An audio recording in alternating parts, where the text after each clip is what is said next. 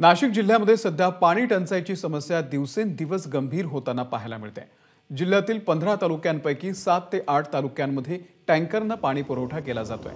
मात्र शहरी भागात देखील आता टँकरनं पाणी पुरवठा करण्यास सुरुवात झालेली आहे। टँकर भरल्या जाणाऱ्या विहिरींनी देखील आता तळ गाठलेला असल्यामुळे तासनतास थांबून टँकर भरण्यासाठी गर्दी होतीये।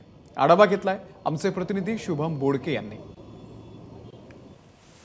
नाशिक जिल्ह्यामध्ये अनेक दिवसांपासून मोठ्या प्रमाणात पाणी टंचाईची समस्या भेडसावू लागली आहे।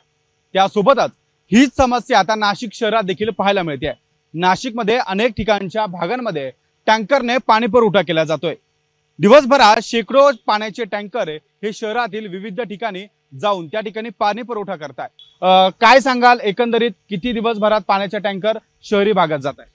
साधारण इथे दिवसभरात 10 टँकर भरायचे। आता पाण्याची टंचाईमुळे केवळ 3 ते 4 टँकर भरतात, त्यामुळे नंबर लागतात आणि 2-2 तासांनी एक गाडी पास होते।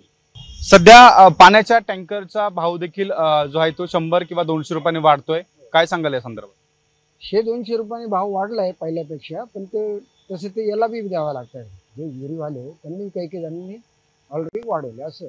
नाशिककरांच्या खिशाला देखील आता जी आहे ती कात्री लागल्यास आपल्याला यातून पाहायला मिळत आहे।